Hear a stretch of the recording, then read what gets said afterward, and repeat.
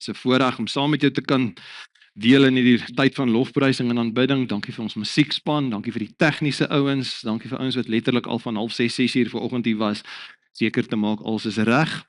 En want jy's vir ons belangrik en dis regtig belangrik dat ons hierdie ons kan beleef van saam groei en saam vorder in ons verhouding met die Here. Verlede keer het ons gesels oor Jesus se uitdaging. En is 'n uitdaging selfs vir 'n klein dorpie. Die konteks waarin hy Markus 9 genoem het is in 'n klein dorpie situasie. Maar in hierdie situasie sien Jesus ongelooflike potensiaal, soveel so dat hy vir sy disippels sê, Matteus 9 vers 37, die oes is groot. Daar's 'n ongelooflike potensiaal in elke omgewing waar daar mense is, sien Jesus 'n oes. En hy's so opgewonde, ek wil amper sê sy tone krul om van lekker kry wanneer hy kyk na mense, besef ek het betaal vir hulle. Hulle gaan deel word van my koninkryk, die eintlike lewe het ek vir hulle voorberei. En daar's geweldig baie mense wat moet deel word van sy familie en van sy koninkryk. En ons oproep is dat ons sal deel word van en op koers sal bly met daai passie, met daai rigting wat Jesus het vir sy liggaam en vir sy kerk. Nou Jesus het verskeie beelde gebruik om te verseker dat sy disippels of sy volgelinge op koers bly. Sy opdrag aan hulle was onder andere Matteus 4 vers 19. Hy sê vir hulle, volg my. Maar die rede hoekom hy vir hulle sê, volg my, is nie net sodat ek julle uiteindelik kan deel maak van my koninkryksbelewenis en 'n volmaakte hierna nie. Nee, hy sê, volg my en ek neem verantwoordelikheid, maar ek gaan jou die avontuur laat beleef. Ek gaan iets amazing van jou lewe maak. Ek sal julle vissers van mense maak. Kom word deel van my span, want daar's 'n groot oes, daar's 'n groot vangs wat moet inkom. En dis meer as net die paar mense toevallig wat op 'n Sondag byvoorbeeld hier bymekaar is. Soos ek en jy vanmôre besef dat hierdie woorde van Jesus steeds van toepassing is op ons. Dat Jesus vir elkeen van ons uiteindelik wil sê, is jou lewe op koers, want my koers en my rigting vir jou is dat jy my sal volg en dat jy sal beleef en sal toelaat dat ek jou maak iemand wat 'n oes effektief kan inbring as 'n arbeider wat sy sout werd is en dat ek jou kan gebruik as iemand wat 'n visser word, maar van mense, iets wat meer en groter waarde het as net om 'n gewone vis te vang wat geëet gaan word. Ongelukkig verloor die kerk dikwels rigting. En ons besef, ja, ons moet Jesus volg, maar al wat dit beteken is, ek moet my lewe aan hom oorgee, en dan moet ek in 'n verhouding met hom lewe. En ons mis die helfte van die satisfaksie en die seën, as ons kan beleef hoe dat Jesus ons gebruik, om terug te kyk en te besef, kyk die vangs, kyk die oes, wat ingebring is. Ongelukkig is die kerk, tot 'n groot mate op so 'n dwaalspoor en so koers verloor, dat ons dink al wat belangrik is dat ons soveel as moontlik die vissies wat in die vistank is, gelukkig moet hou en moet kos gee en moet seker maak, almal is mooi en okay. Iemand het hierdie stelling gemaak, ons het dit vir jou op die skerm, dit sê, we are called to be fishers of men, not keepers of aquariums. So hoe vang ons effektief vis? As jy besef, my roeping is, dat ek Jesus moet volg en dat die uitvloeisel daarvan moet wees, dat ek moet kan sê, kyk wie het ek gevang, kyk wie het ek gevang, kyk wie het ek gevang. Hoe vang ons effektief vis? En die opgewondenheid in Jesus se belewennisse en sy aardse bediening rondom visvang, was elke keer om vir sy volgelinge te bevestig, sien julle, die dam is nie leeg nie, sien julle, die nette wil omtrent elke keer skeer. Probleem is, dat baie mense half glo in die moderne kerk van vandag, nee wat, die nette bly sommer op die boot, want almal weet mos, en is nie eintlik meer nodig om iets hier aan te doen nie. Jesus het ons nie geroep om te sê, volg my, en ek sal julle bewonderaars maak van die mense wat saam met julle my volg nie. Inteendeel, hy kom en hy roep mense om prakties te leer visvang. En die mandaat daarachter, Jesus se laaste woorde voordat hy opvaar na die hemel toe, is, gaan, Maak die mense my volgelinge, rus hulle toe, kry hulle deel van die span, so vang hulle, kry hulle in die boot, maak die boot groter, kry meer nette en maak seker dat jy nog meer effektief mense kan inbring. So doen ons dit om effektief vissers van mense te word. 7 beginsels wat ek vinnig met jou wil deel vanoggend. En die eerste ene is, ken jou dam en ken die visse. Lekker prakties gou, en ek hoop jy gaan dit maklik kan onthou. Want 'n visserman, en ek moet sê, ek in hierdie week 'n hele paar vissermanne se opinies gepraat, ek is nie die kundige op die gebied wat fisiese visvang aanbetref nie, so ek het gehoor wat die ouens sê. 'n Visserman wat nie sy water ken nie, gooi dalk oral nette, lyne in, of nette uit. Maar as dit sonder onderskeiding is, mors jy tyd en energie en aas. So waarvan moet ons weet? Wil verstaan die konteks. In ons omgewing, hoe lyk ons dam? Hoe lyk ons visse? Wat gebeur hier op die platteland? En ek wil hê dat jy dalk net die Heilige Gees moet vra om te help dat jy jou omstandighede en ons omstandighede deur ander lense begin kyk. En as jy vanmôre van 'n ander gemeente af is, des te meer gaan terug en besef, selfe beginsels geld. In ons omgewing, wat gebeur op die oomblik op die platteland? Wat is die behoeftes van ons dorp? Hoe groot is ons dam? Hoeveel vis skat ons is hier? Met ander woorde, wanneer het ons job goed gedoen, wanneer al die vis gevang is? So hoe ver is ons van die hele vangs inbring? As ek na die vissermanne se raad luister, wat is die toestand van die water? Hoe lyk die weer? Wat doen die wind? Hoeveel bote is daar? Hoe lyk die nette? Wat doen ons om die vis in te bring? Op 'n stadium bevind die volk van die Here hulle self in 'n ongunstige omstandighede, in 'n vreemde konteks. Hulle is as ballinge weggevoer, hulle bly in Babel, toevallig.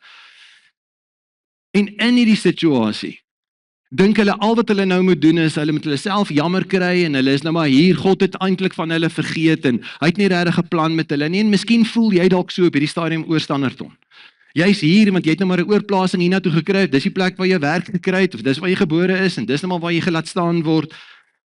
Hoor wat sê God vir sy kinders in 'n vreemde situasie.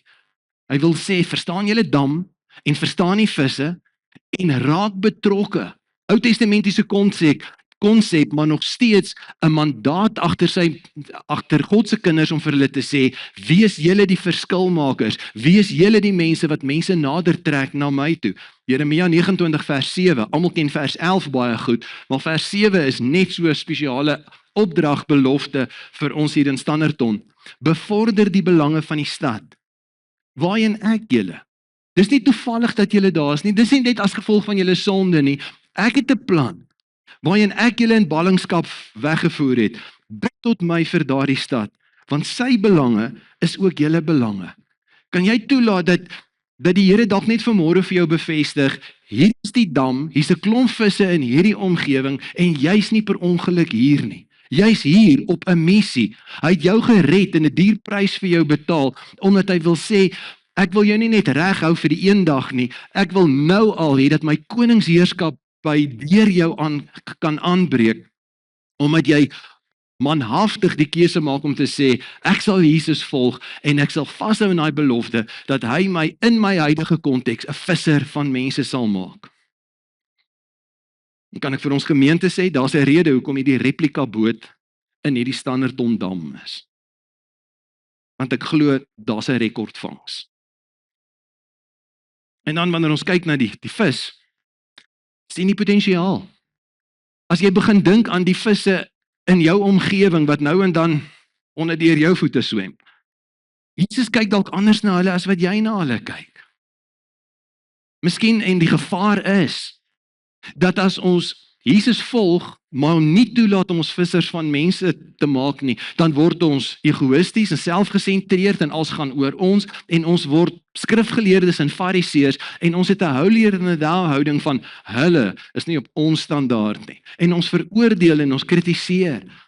Wanneer Jesus na die menigtes kyk, weer terug na die konteks van die groot oes, lees ons in Matteus 9 vers 36, toe hy die menigte sien, toe hy die massas, die grootte van die oes sien, of in ons konteks vanoggend, die hoeveelheid vis sien, Het hy hulle innig jammer gekry?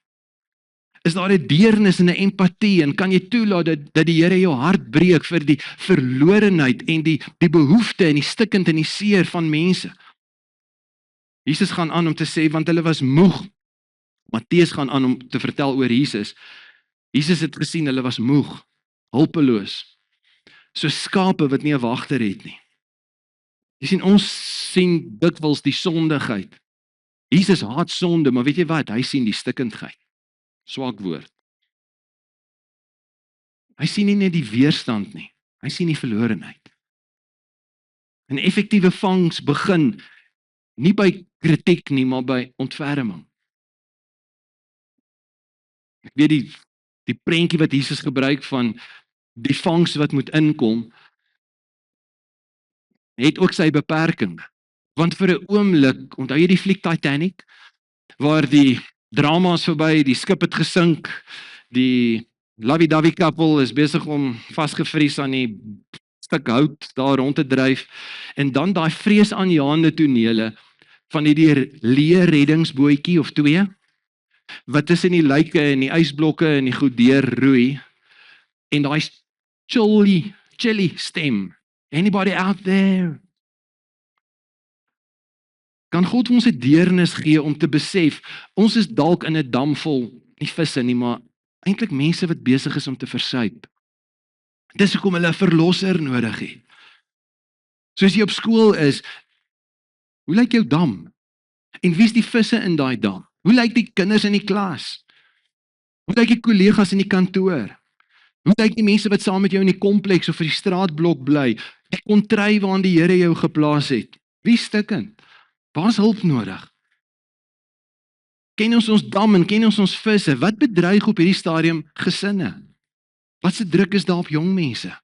Wat 'n vrae, wat 'n vrese, wat 'n seer stoei julle mee? Want weet jy, ons sal bietjie meer sensitief daarvoor moet raak, want mense dra maskers. Hulle gee voor, goeie boere Afrikaans, goed dankie met jou, als gaan ons goed dankie. Maak asof hulle nie hulp nodig het nie.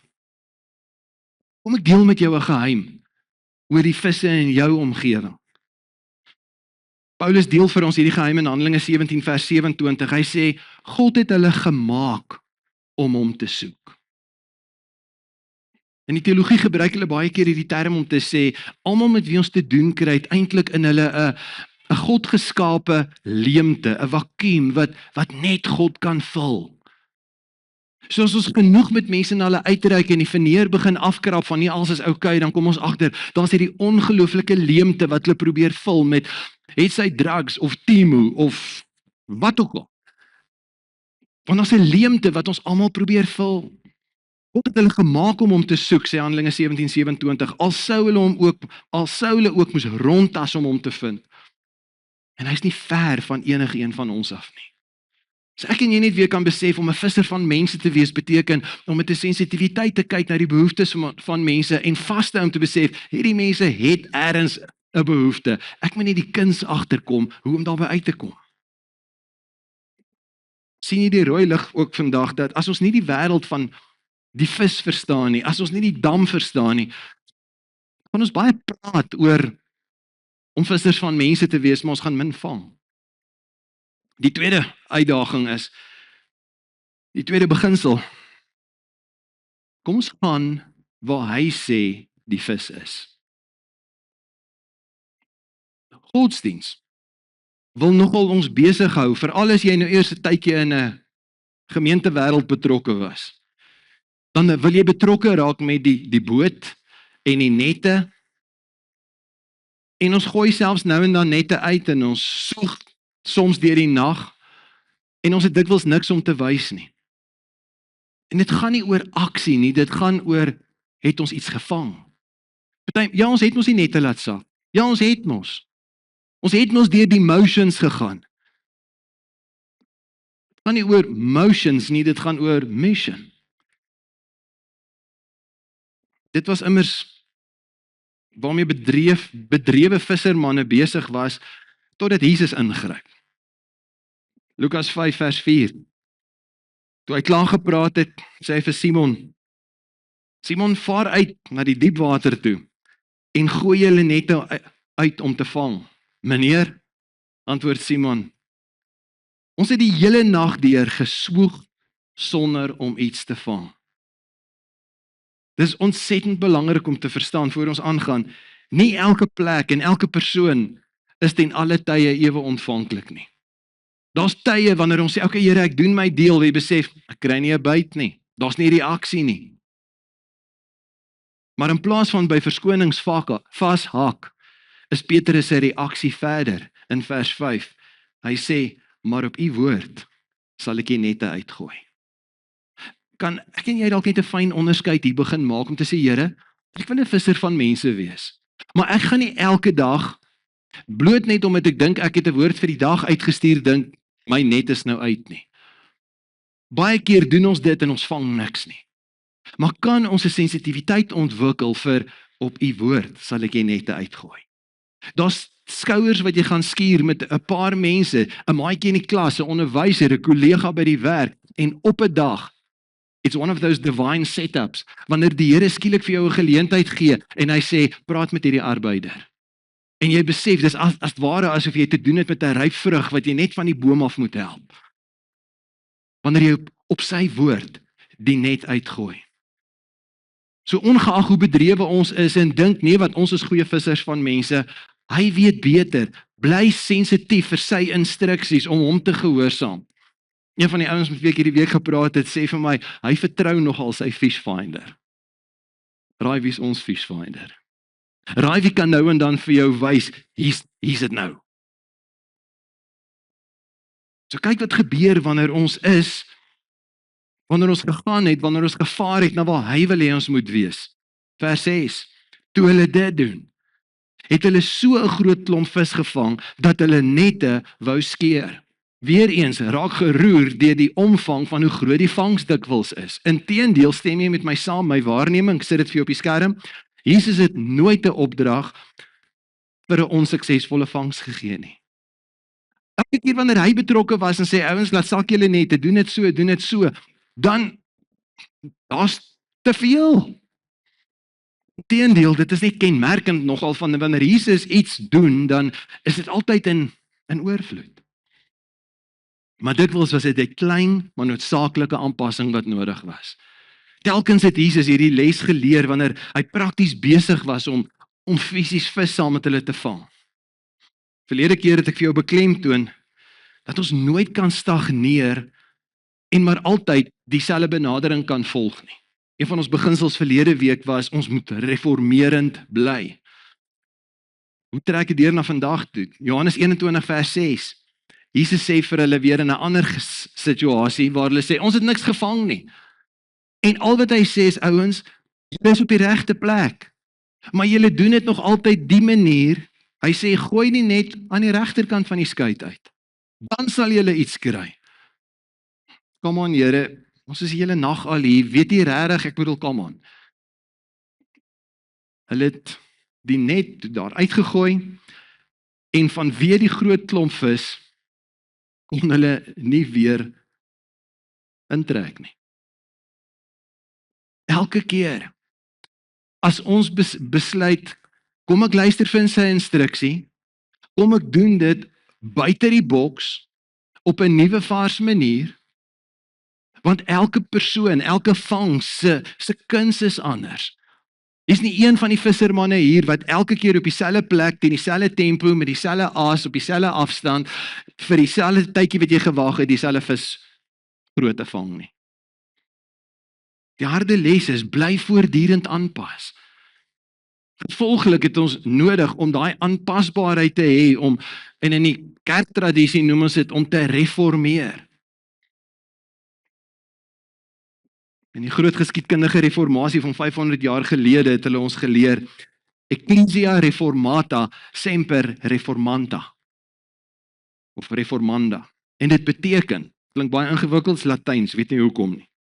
Dit beteken die gemeente wat die heeltyd bly hervorm, vernuwe voortdurend. As ek en jy sensitiwiteit het om te sê, ek wil die heeltyd gaan, ek wil die heeltyd wees waar Jesus sê ek moet wees, dis waar ons ervaar hoe dat God nuwe mense byvoeg en sy gemeente na 'n nuwe plek van oorvloed vat. Die vis was die hele tyd daar, maar die disippels moes leer waar en wanneer en hoe om op 'n nuwe manier hierdie keer die vangs te hanteer. En hier so Jesus in 'n ander konteks sy vissers van mense oplei. Lukas 10 is miskien 'n gedeelte wat jy al gelees het en nie lekker verstaan waaroor dit gaan nie, kom ek probeer verduidelik. Want Jesus daag sy disippels uit om te soek as jy in 'n nuwe omgewing inkom, as jy as ware op 'n nuwe dam kom, soek na die huis van vrede. Met ander woorde, soek na die plek waar die mense ontvanklik is. Nie alle vis byt of is beskikbaar vir 'n net op dieselfde weeromstandighede en tyd nie. Hier is die skrifgedeelte, Lukas 10 sê, wanneer jy in 'n huis kom, en jy sensitief daarvoor om 'n visser van mense te wees, dan moet jy eers sê, God gee vir hierdie huis vrede. As daar iemand in die huis woon wat vrede wil hê, dan sal die vrede by hom bly. Maar as daar niemand in die huis is wat die vrede wil hê nie, dan sal God nie vir daardie huis vrede gee nie. En die ander vertalings, hierdie is die Afrikaanse Bybel vir almal, die ander vertaling sê, as daar nie 'n byt is nie, beweeg aan.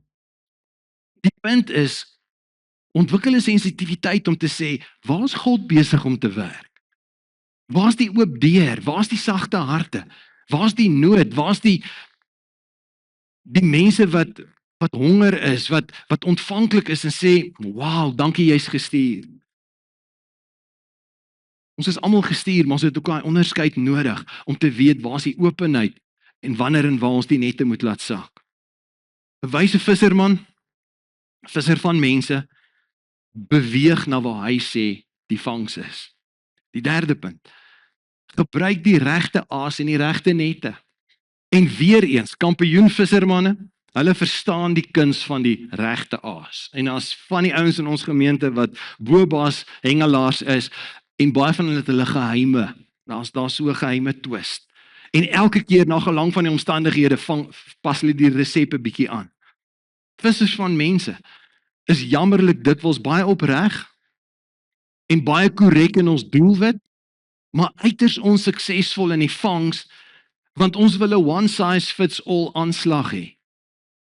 Dis die soort aas wat ons gebruik, take it or leave it. Ons kan nooit 'n kompromie aangaan met wat Jesus van ons verwag nie.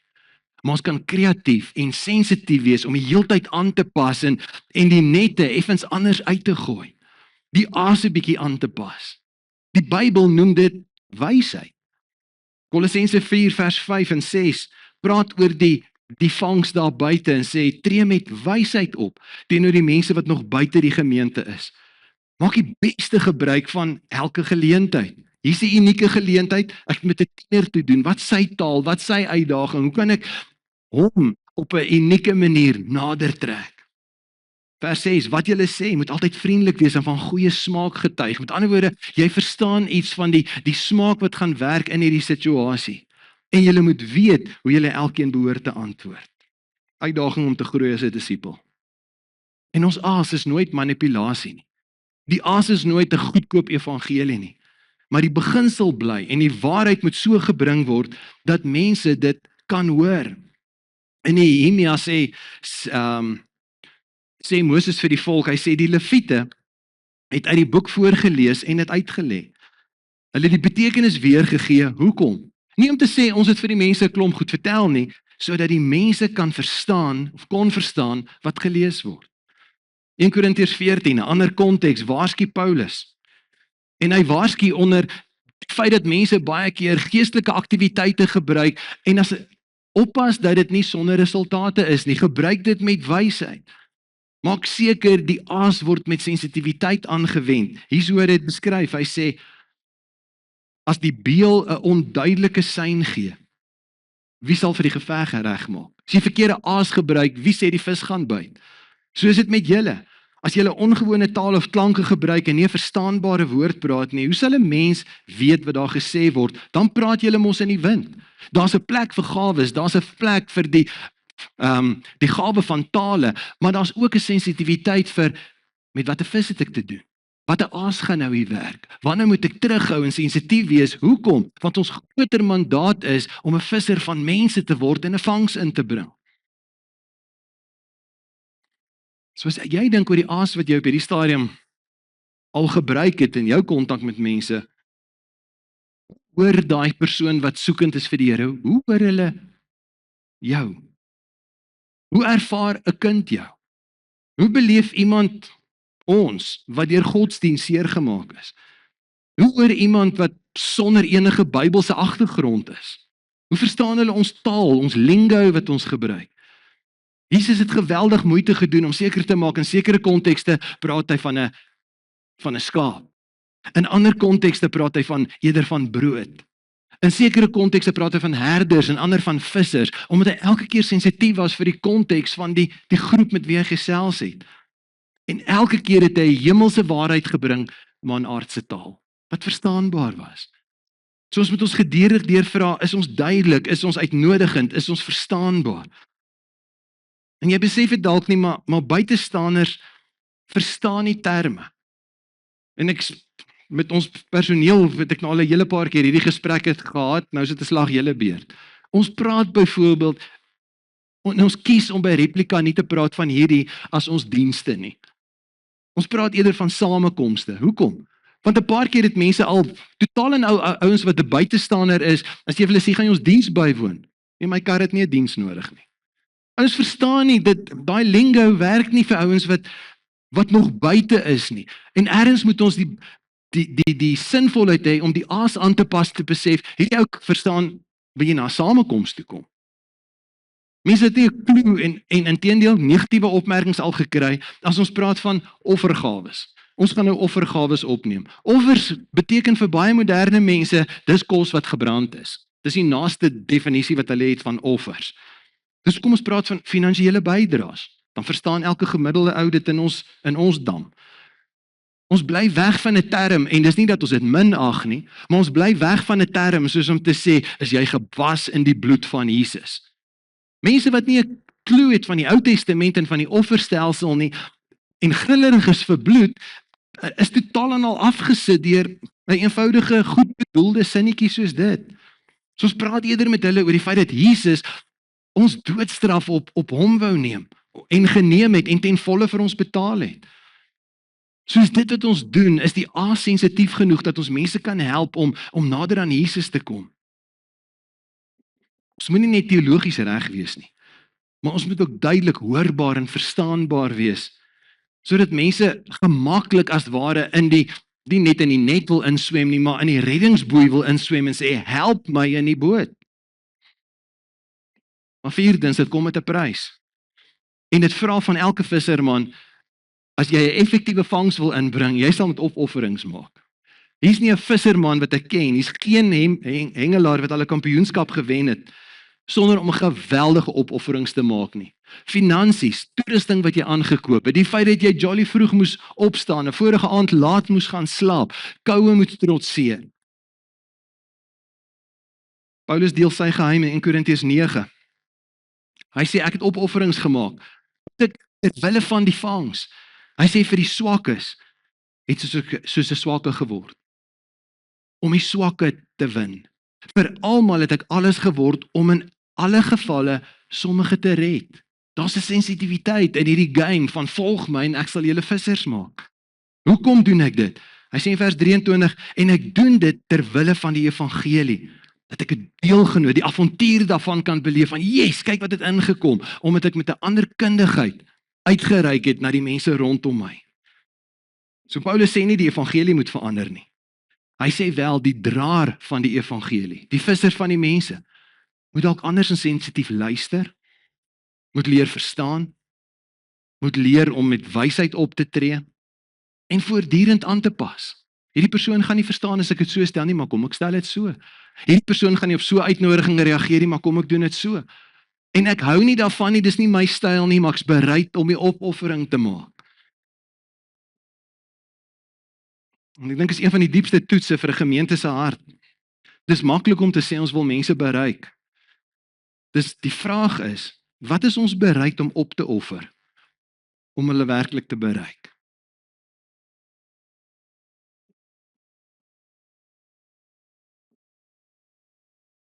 'n tannie sê so tyd terug vir my, ek sal wat wou gee dat my kinders by die Here kom. Maar daai worship musiek wat daai moderne worship musiek wat hulle deesdae luister, oor my dooie liggaam sal hulle dit luister. Tannie sal 'n opoffering moet maak. Musiek het verander, style het verander. Die vraag is, wat is ons bereid om op te offer om mense werklik te bereik? En is gewoonlik buite ons gemaksone. Paulus sê in 1 Korintiërs 9 vers 19, alhoewel ek van almal vry was, het ek my aan almal diensbaar gemaak, om soveel van hulle as moontlik te vang, te wen. Dis nie slim visvang nie, dis nie kompromie nie, dis nie ontrouheid nie, maar dis liefde wat bereid is om moeite te doen. Filippense daag ons uit en ons ken die versie, kan ek hom in hierdie konteks net vir jou herhaal, ons moenie elkeen net aan ons eie belange dink nie, maar ook aan die van ander. Hoe sou ander mense dit beleef? Is ons bereid om ons gerief en ons voorkeure en ons routines en selfs die manier waarop ons oor ons dinge en ons aanbidding en ons gemeente en ons samekomste dink, om dit prys te gee ter wille van die vangs? Daarom bou ons onder andere fasiliteite nie vir ons gerief nie, maar om mense te bereik. So dit gaan nie oor ons nie, ons gemeente het ook verseker ons behoeftes, maar kan ek die prentjie vir jou so skets vanmôre om te sê, wat ons by Replika wil doen, en wat jou gaan help om koers te hou is, ons bou nie 'n plesierboot. Hier kan ek lekker in die son sit, hier gaan ek lekker spa behandeling kry, ag, daar is 'n mooi uitsig, hier word ek nie te seesiek nie.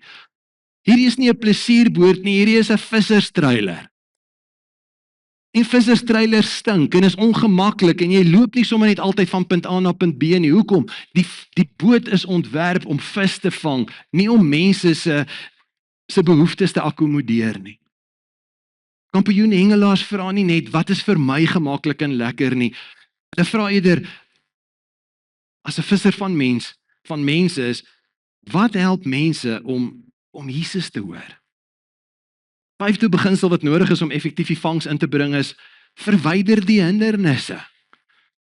Tyd terug vertel iemand my om te sê, vir een of ander rede wou die vis skielik nie byt aan die aas wat in sy hoek sit nie. En ek kom agter, die dokter het vir hom uit kanker laat uitsny, die dokter het vir hom een of ander sonroom gegee, een of ander faktor 200 of ek weet nie iets bitterwild, wat hy aansmeer, en die goeters is aan sy hande as hy weer met die aas hanteer, en hy het agtergekom, skielik byt die vis nie aan die aas nie, want hy het sonroom wat aan die aas kom. Wat's die hindernis wat maak dat die vis nie wil byt nie? En ons moet fyn onderskei, want om 'n volgeling van Jesus te word, begin baie maklik. Dit begin met, kom kyk. Dit eindig met, kom sterf.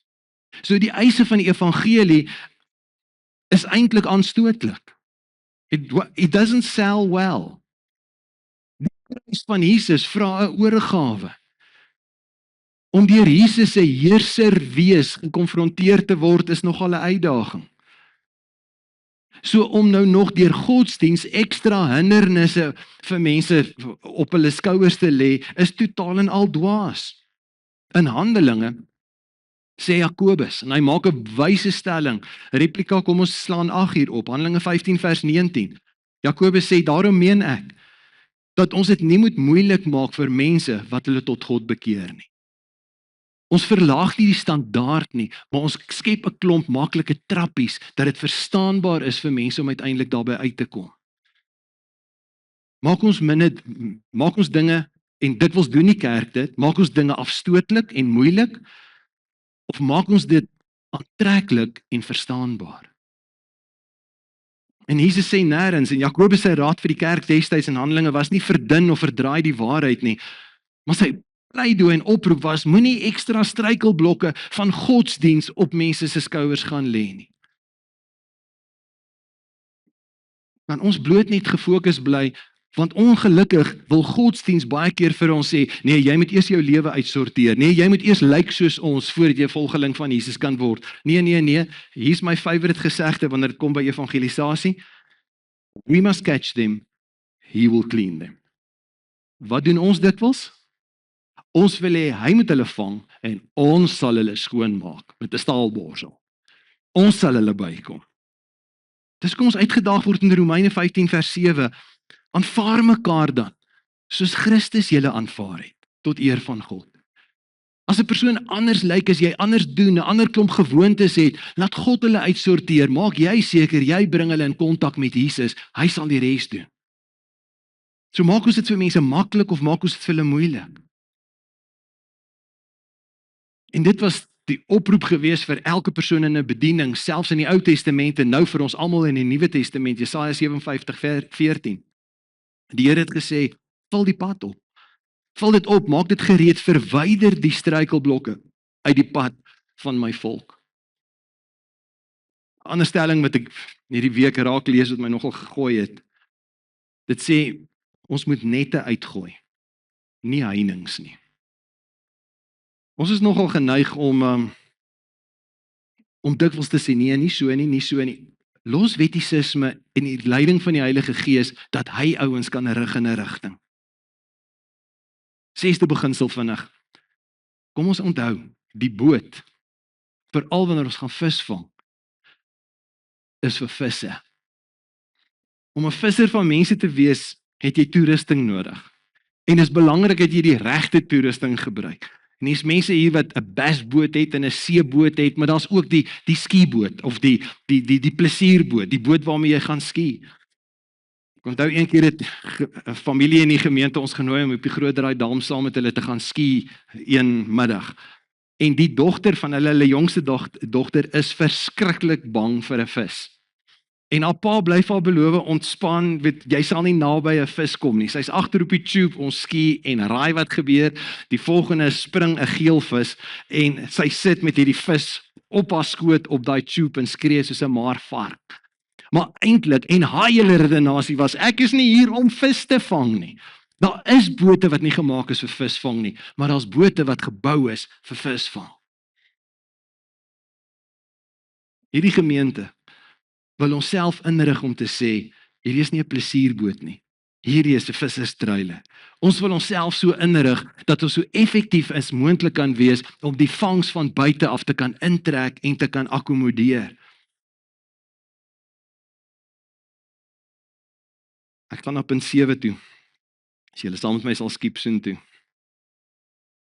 Die uitdaging vir enige goeie visserman en veral as jy 'n visser van mense wil word is, hou die oog op die vangs. Ons mag nooit vergeet hoekom jy in die boot op die dam is nie. Jesus maak die stelling in Johannes 15 en hy sê, julle het my nie uitverkies nie, ek het julle uitverkies, handpicked, en julle aangestel om vrugte te dra. En dat julle vrugte kan bly, sodat wat julle die Vader ook al in my naam vra, hy julle dit kan gee. Daar's 'n ongelooflike satisfaksie wanneer ek my fokus daarop hou om te besef, hy wil hê ek moet vrugbaar wees, ek moet soveel as moontlik 'n vangs kan inbring, en dan beleef ek die avontuur dat hy in my behoeftes voorsien, dat hy skielik bonatuurlik op ander vlakke, ver meer as wat ek bid of dink, in die praktiese detail van my lewe onderneem. Paulus skryf vir Timoteus en hy sê vir hom, moenie jou fokus verloor, hoekom is jy op die boot nie? Hy sê, doen jou werk as verkondiger van die evangelie. Ek dink nie evangelisasie was Timoteus se sterkste gawe nie, maar elkeen van ons het die job om visse te help vang. Jesus self sê in Lukas 19 vers 10, hy sê, die Seun van die mens het gekom om te soek en te red wat verlore is. Dis die missie. So die kerk van Jesus Christus bestaan nie net vir ons na binne gerig, toe kom ons hou lekker samekomste nie. Ons gemeente bestaan nie om 'n boot te help poets en te laat mooi lyk nie. Ons is hier vir 'n vangs, ons is hier vir 'n mandaat, ons is hier vir mense wat nog nie ingekom het nie. So maklik om op al die ander goed te fokus, want is eintlik baie meer sigbaar. Maar as ons uit ons gemaksone gaan kom en die Heilige Gees toelaat om van ons besit te neem en sy instruksies volg, kan ons nette laat sak op plekke waar ons skielik vangste begin kry, waar ons besef, ons het ander bootjies nodig. So kan ek net byvoeg, en dis nie 'n punt hiervan nie, ons is nie alleen verantwoordelik vir hierdie dam nie, en hierdie is nie alleen ons speelveld nie. Maar ek vertrou dat ons net so vol sal wees, dat ons van die ander bootjies, die ander gemeentes, kan help om hulle bootjies vol te maak. Hoekom? Al die visse moet gered word, gevang word. So Jesus is duidelik. Die vangs is groot. Kyk met 'n ander sensitiwiteit na jou dam en ken jou visse.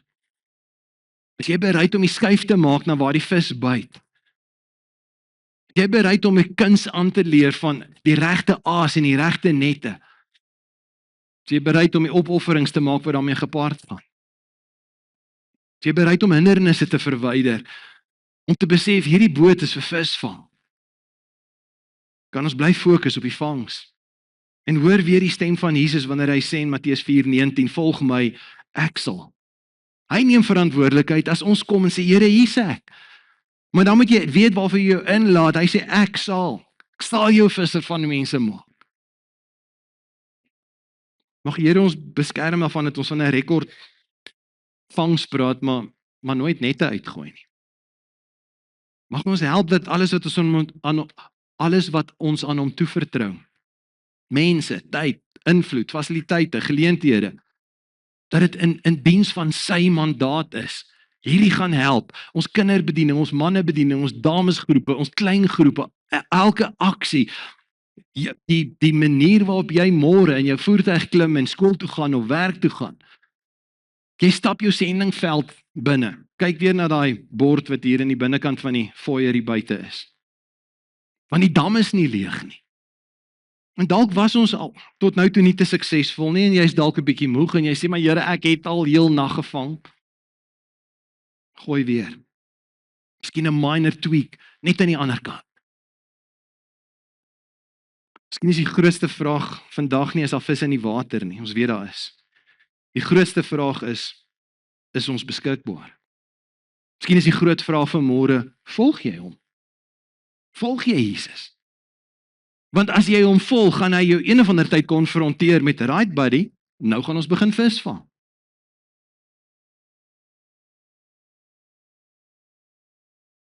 Ek dink is maklik om te bid, Here stuur arbeiders vir die oes. Dis moeiliker om te bid en te sê, wanneer hy vra, wie sal ek stuur en wie sal gaan om te sê, Here, hier's ek. En dalk is dit presies wat die Heilige Gees vandag in jou gees wil vasvat. Vir party van die mense is die oproep baie persoonlik. Jy het lank genoeg op die boot gesit. Jy weet baie, jy hoor baie, jy stem met baie dinge saam. Maar Jesus roep jou nie om met dinge saam te stem nie. Hy roep jou om te volg en te doen. Te volg en te vang. Ander gaan dit dalk oor ons gemeente. Ons kan nie net 'n plek wees waar ons lekker bymekaar kom en dis 'n samekoms wat gerig is oor ek hou daarvan en is my tipe musiek en miskien gaan die dinge gebeur wat nie jou tipe is nie. Want dit gaan nie oor ons nie. Dit gaan nie oor ons ruimte nie, dit gaan oor ons roeping. Mag ons nie net 'n gemeente wees met geboue en fasiliteite as 'n boot nie, mag ons 'n gemeente wees met 'n brandende mandaat.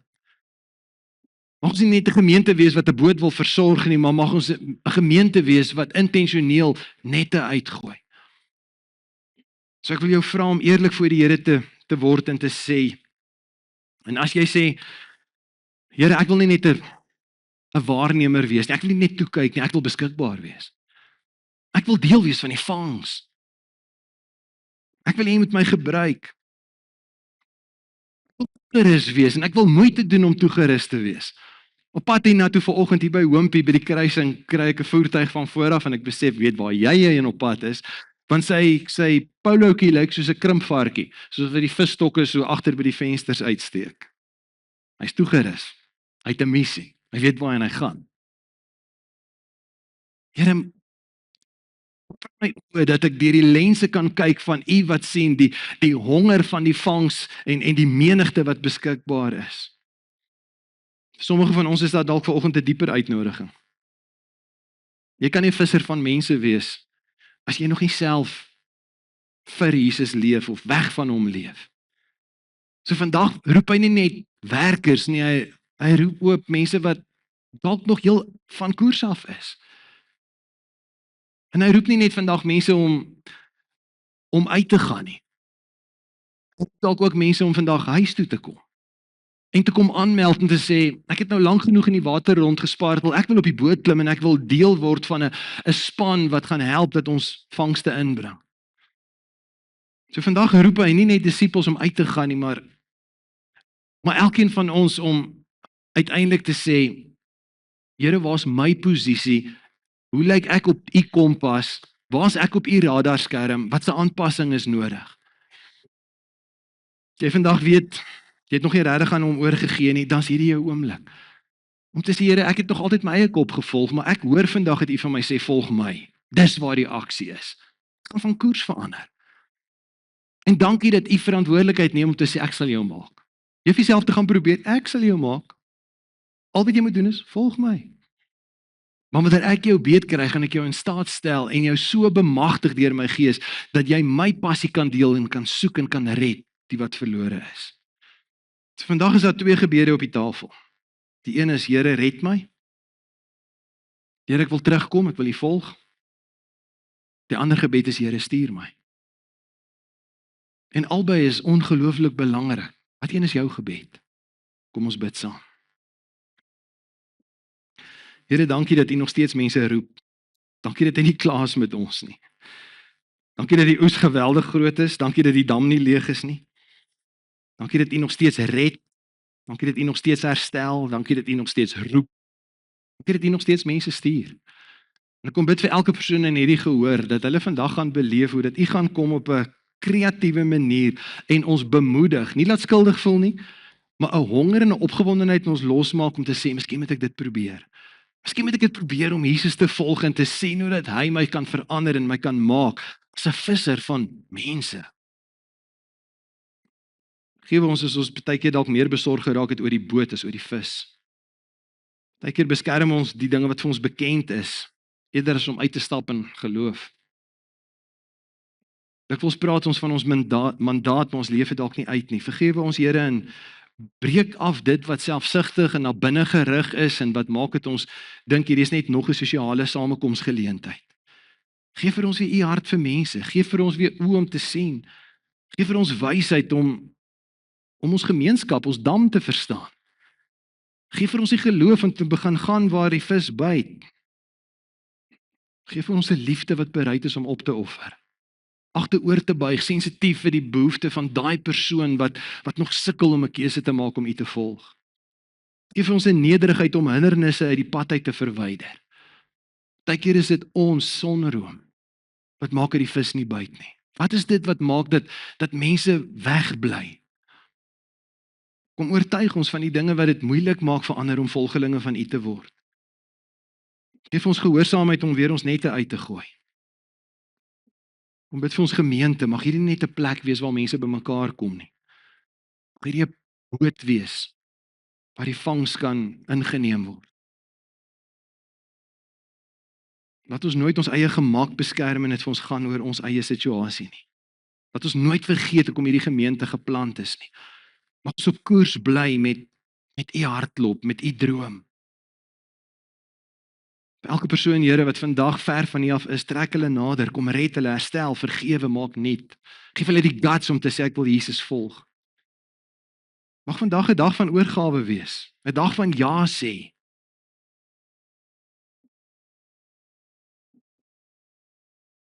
En mag daar resultate wees. Omdat daar 'n vrymoedigheid is wat die Gees losmaak, mag ons anders begin dink oor die oes, anders begin dink oor die vangs. Mag ons uiteindelik kan kyk en nie die stroopers se tank agter ons, mag ons uiteindelik in daai nette begin kyk en ander bootjies gaan nodig hê om in te bring wat U so begeer. Dankie dat U 'n afspraak gehad het met ons vanmôre. Mag ons hier uitstap, ons sendingveld binne met 'n ander keuse. 'n Keuse wat vanoggend sê ek kies om te volg in die koers wat Jesus vandag vir my aangedui het. Wees U die naprediker van U woord. Ons bid dit in die naam van Jesus. Amen.